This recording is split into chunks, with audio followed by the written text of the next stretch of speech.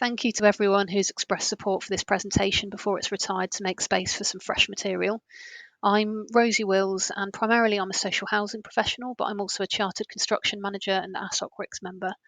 I'm going to give you a snapshot of 3 key projects of many that we've been working on in relation to damp, mould and condensation, which from here on out I'll refer to as DMC. These key projects focus on upskilling teams, meaningful data collection and environmental monitoring projects, but I'll jump straight into it with an introduction. I'm the Technical Support and Repairs Manager for Mid Devon Housing, which is part of Mid Devon District Council, and we've got just less than 3,000 properties. It's a very lean repairs service, and my role has evolved into something that I think is perfect for an oversight of damp and mould.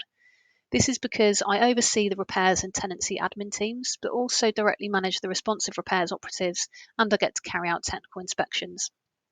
Alongside our legal team, I deal with all disrepair claims from start to finish. I'm involved in the complaints and lessons learnt, and also deliver the performance reporting. But the first 8 years of my career was actually in community-based health and social care management, and I moved into housing repairs coming up to a decade ago. I've spent the last few years continuing to learn and be inspired by others, and it got me thinking about what I can offer you to leave even a fraction of the impressions that those left. So I'm going to start by explaining the lens through which I've been viewing these issues, and a lot of these are influenced by my personal experience that came well before my professional ones. I've lived in 17 different homes as an adult, and I've had my fair share of damp and mould. My first experience actually with mould was as a child, maybe 11 or 12 or so, and I was living in a rented home, and there was mould on the ceiling which started small and built up to a widespread dark stain. And I must have been bored during a school holiday, so I finally decided to bleach and then paint over it. And the point of this story isn't the property condition, but to highlight that at that time, like many of our tenants, my home environment was affected by extremely poor money management and debt, which led to a sort of fuel poverty, very poor mental health and depression, very poor housekeeping, and periods of domestic abuse and minor hoarding. So whilst the mould was technically a symptom of condensation forming on a cold spot, which in hindsight would have been simple to prevent, the fact that it was left to grow was one of many symptoms of those socio-economic issues. And I don't normally share much about my personal history, especially so publicly, so why has it found its way into this presentation? I'm hoping that it gives me some credibility and that what I'm going to say isn't purely academic. It's not just a paper exercise, but something that I've lived and breathed. This gives me empathy, but probably more importantly, the ability to be objective and to make uncomfortable decisions when I need to. And my personal experience, combined with a career in social enabling, it tells me that sometimes, despite how sad or shocking some of what we walk into is, jumping in to do things for people or throwing the wrong resources into the situation can look great from the outside, but it can do more harm in both the short and long term than understanding not only the buildings, but the individual circumstances and working together to find the right solution. So that's me. Let's move on to the team. So upskilling is an across-the-board change, not just staff and contractors, but including and appreciating the knowledge that our tenants have. I'm going to focus on the 2, though, that I think have had the biggest impact for us. And the first is our apprentices. There's an opportunity to embed DMC into the apprenticeship and actively encourage innovation and portfolio work to focus on DMC during the months or the years that they have dedicated to learning and development. What we found is that people finish their apprenticeships with a specialism and a deep-rooted awareness, just as we've historically had for safeguarding and asbestos. We don't have a dedicated DMC team, it's just that it becomes everyone's responsibility. We've been equipping responsive and cyclical repairs operatives with the tools and the knowledge to identify DMC issues outside of their normal sphere of work and encouraging issues to be reported even if it's not the primary purpose of the visit. Our electricians and surveyors are equipped with anemometers to properly test extract fans, and the devices also read humidity and temperature. Our trade technicians and multi-skilled operatives carry basic moisture meters, which means that they can test affected areas and tell us if something is dry, in which case we know to look at ventilation or heating, or whether further investigation may be needed. We've been supplying mini high-growth thermometers with our tenant mould kit, which is moving towards a more proactive approach, helping to identify when the mould growth environment becomes present so that we or the tenant can act to avoid mould from occurring in the first place. It helps us to recognise patterns, keeps communication open, and it helps to identify issues about heating that would otherwise be unknown.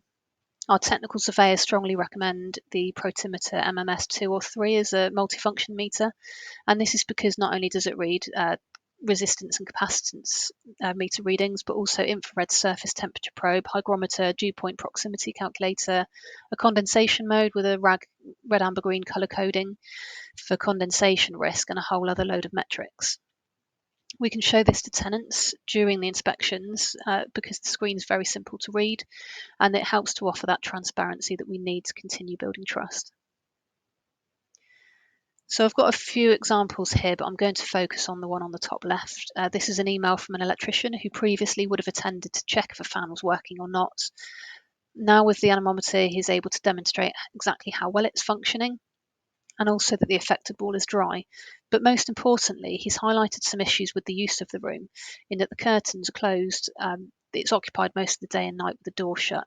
So this, combined with a vulnerability flag that we already had on our housing system, led to a face-to-face inspection and identified some self-neglect and hoarding, which prompted a safeguarding referral and ongoing support. And incidentally, in this case, the mould wasn't a moisture issue at all. So this next section is on meaningful data collection, and this has been a labour of love. I've invested a lot of my own time in this, but it's been a crucial part of us better understanding our homes and our tenants. So although damp and mould are distinctly different things, tenants often call about damp as an umbrella term. So this is where our script starts, but it then asks the tenant to describe the visual symptoms, which helps us split condensation issues from penetrating or traumatic dampness. Technical scripts aren't a new thing, but I'm aware that not everyone uses a tailored script.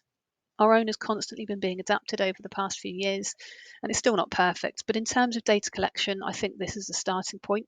A decent script not only directs the right person to the right job, but it provides the basis for decent data analysis and record keeping. The tenant has great insights and is more than capable of describing in detail. So, for example, mould in a defined area on a ceiling in a bathroom will direct us to send an electrician to check the extractor fan, as well as the loft insulation, which we would suspect had been disturbed. Whereas a wet patch with no mould only after rain would prompt a roofer to visit, and a wet patch on the ceiling not related to rain would prompt further questions about pipe work in the loft and a possible plumbing visit. And if a tenant's not sure, we'd send a roofer with a plumbing skill set. So following on from a similar project in 2020, the next phase started with pulling property data from the asset management database. This is a condensed version, but for example, archetype, heating type and distribution, EPC rating, cavity fill, construction type and year for all properties. To this, we add details from the repairs history between 2015 and 23, and then data from inspections, voids, independent surveys, new reports as they come in, our online DMC surveys, and then targeted phone DMC surveys. So by itself, this doesn't mean a lot. It's really just raw data, and you can see a few patterns, but it's when you analyse it that it becomes really interesting and useful. So this is just a small sample, but for example, it allows us to calculate risks for each feature or success rates for each intervention. And a lot of this would be no surprise to seasoned surveyors, but it quantified our anecdotal evidence. It helps us to inform our programs and budgets, and we've used it to inform HHSRS calculations that are tailored to our stock. One of the interesting stats was on mould treatment, which we generally only carry out when there's a building defect, but there's more on this in the 2022 Damp and Mould review. The other key benefit of the data is being able to find and track our progress in finding our silence by creating focused tenant contact. So we can, for example, focus our efforts on, say, the 10% highest risk properties, as they're more likely to be there, rather than trawling through all 3,000. So for us, it would be our 1960s bungalow, especially those with electric heating. And this links quite well to our next section, which is environmental monitoring. So the majority, perhaps 70% of our DMC cases are resolved by increased ventilation, 10% or so by structural works, and 20% become long-term issues because of complications related to overcrowding, hoarding, poor mental health, or other unknown imbalances. But this is where the environmental monitoring comes into its own. They generally focus on our hidden causes. And I'll add that we don't have a massive monitoring program.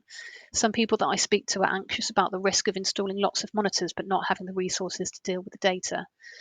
My view is that if there's a resident app, this is somewhat mitigated, but you don't need a lot. If you go back to that data collection modelling, you can apply what you find across other properties to some extent. We currently only monitor just less than 1% of our properties, and we've learned so much just from that. So bear in mind that data can be interpreted in many ways. My interpretation is based on my own experience of managing and monitoring similar properties, as well as years' worth of repairs and inspection history.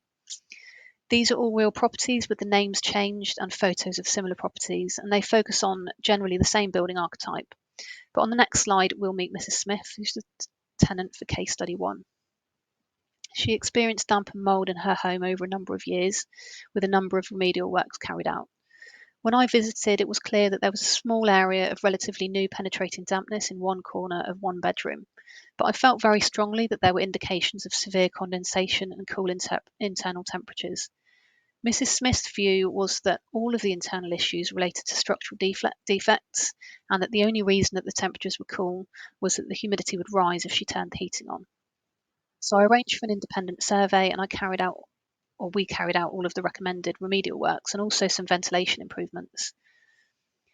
Following the works, which found a defective rainwater gully to be the primary issue in the bedroom, there was no noticeable improvement in the DMC risk, and it became apparent that the heating was still not effectively being used, being generally well below the recommended minimum of 18 degrees. So further discussions found that the reason that the heating wasn't being used was actually an affordability issue, and this had always been the case. And it's a likely explanation for these issues not being present during the previous tenancy and only becoming apparent during Mrs. Smith's first winter period, and generally reappearing every winter thereafter.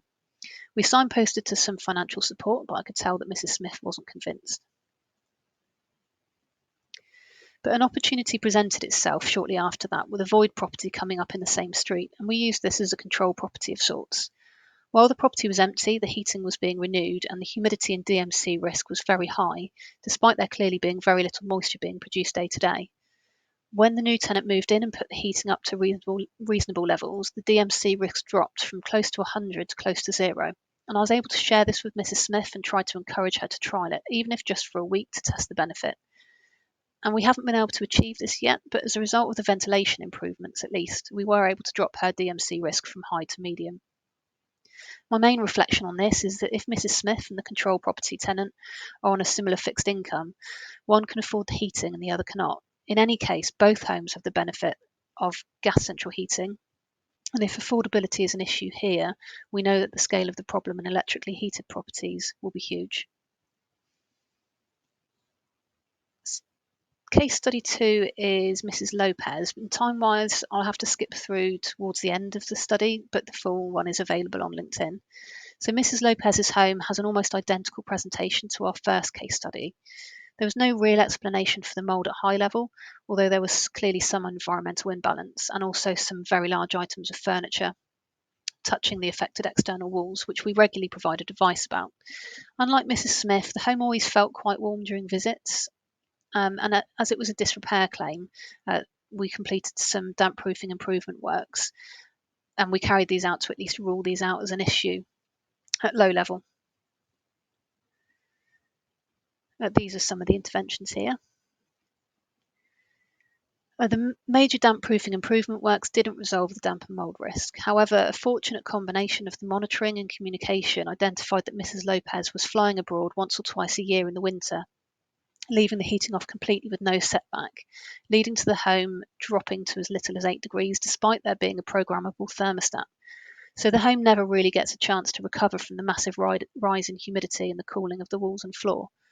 A follow-up visit showed that the furniture is back up against the walls, condensation risk on the newly tanked walls, and a real resistance to set up the setback temperature. But it does at least explain years of otherwise unexplained issues and a practical solution that's available to the tenant. Our third case study, Maple Road, was slightly different because we'd already learnt a lot more by this point. We were very confident that it was a severe condensation issue, partly because even the partition walls had absorbed enough moisture to give a borderline reference reading. The ventilation was increased to better meet the needs and the size of the household, which improved symptoms to some extent. The tenants were convinced, understandably, that there was water coming up through the floor slab, rising up furniture, like you can see in the photo here. But floor hygrometer, calcium carbide and salts analysis testing confirmed that this was not the case and the moisture hadn't originated from any groundwater source. Hygrothermal readings showed high levels of condensation associated with high occupation levels, but also slightly low heating levels. And I was monitoring this on a daily basis, quite keen to find a solution for the family, and I noticed a sudden drop in humidity alongside an increase in temperature in just one room. The monitoring doesn't tell us exactly why this happened. A change in temperature could relate to a window being closed, the heating being turned on, or additional occupancy. But a phone call confirmed that the heating had been increased. I advised about the positive impact and suggested to increase the heating a little, signposted to financial support, but the heating levels just stayed the same. And I carried on monitoring this over the next 2 months because I was aware of a significant event coming up. And there it was. I've noticed a sudden and sustained drop in humidity relating to an increase in temperature. I checked the system and I could see that the event exactly matched the date of a mutual exchange. And I finally managed to get through to the new tenants a few months later who confirmed that there were no issues at all. And you could just see how this DMC risk rating plummets with no change in the building itself at all. And this is a really important point in that it always was a building with no defects and overspec mechanical ventilation. And although high occupation was a factor, the heating was the significant issue. Our final case study is Anne and Dylan. This one was flagged by a GP who was concerned about the condition of Dylan's room, and I inspected the same week despite some initial access issues. During this first visit, Anne was very tearful and she described numerous mental and physical health issues, as well as some terrible family circumstances that led to her grandson Dylan moving in with her. She told me about Dylan's autism and how he couldn't engage with anyone or let people in his room, even her. He wouldn't let anyone in to clean, and food and drinks would be left spilled on the floor. He'd been stung by a bee as a child, and as a result, he wouldn't open his curtains or blinds. The photos don't do it justice, but my visits to Dylan's room were by far the worst environment I've been in. It was dark, awful air quality, around 95% relative humidity, and debris was just being blown around the room by a freestanding fan. And it's important to note that the inspection found no building, heating, or ventilation defect. And you can see here that these are two views of the same partition wall. On Anne's side, it's clean and fresh, while on Dylan's, there's a thick mould on all walls and ceilings. The great thing about the environmental monitoring, though, was being able to see the impact of the interventions. So you can see the humidity and DMC risk drop when I removed the curtains with permission and installed a fly screen. And then further when a positive input ventilation system was introduced directly into the room. And although the air is still quite stagnant and the risk remains, the mould has not returned yet. Another benefit of long-term monitoring is that we don't tick things off as complete just because of an isolated success. Moving into the winter months, a chronic underheating was identified, leading to an increased DMC risk in all other rooms. We discussed this with Anne, however, she had no concerns and declined the offer of a programmable thermostat. And I need to be clear that this isn't our normal procedure. We absolutely do not have the resources to treat every complex damp and mould case like this, stepping in with social care support provision, treating mould, renewing carpets. This was an exception, partly through necessity, partly through being able to use disabled adaptations budget, but also as a demonstration of the resources required for case studies just like this. We couldn't decant, even if we had a duty to. We couldn't force Dylan to clear his room for access, and there were numerous failed access attempts. So my reflections on this is that despite it being flagged as urgent to us by the GP, when we called them back to request support for the medical needs, it took 2 months and a chase to even get a response. It took 5 safeguarding referrals and 4 months from my initial visit for safeguarding duty to be accepted, and a further 2 months from there for there being the first visit for social support for Dylan, and a month on from there for Anne, who has since withdrawn from that support. And although it feels uncomfortable, the Mental Health Act allows most people the right to make what we may deem to be detrimental decisions. And neither of these are aimed as a criticism of these services, it's just the nature of the pressure also on primary and social care. And my final point, and this is my own view, not necessarily that of Mid Devon Housing, is this. Absolutely, we should never stop trying to improve the response to damp and mould in social housing, and housing providers should constantly adapt to better understand the needs of their tenants. But equally, everyone involved in setting and measuring performance must be aware of the reality of building pathology, air quality, financial limitations, the impact of how the home is used, and the actual risks associated with mould and mould treatment. In simple terms, I believe that there will be times that condensation-related mould will persist in a home, which may be completely out of the landlord's control and often the tenant's. But we should, however, be able to demonstrate that we've done everything that we should reasonably be expected to do and signpost to the appropriate support. And I'm hopeful that once the political pressure is eased, that providers will have the space and time to develop a multi-agency case management approach similar to that already established for hoarding management. So thanks for taking the time to listen, and I'll be more than happy to receive any feedback or questions. The QR code on this final screen will take you to some of the documents mentioned in the presentation itself. Thanks for listening.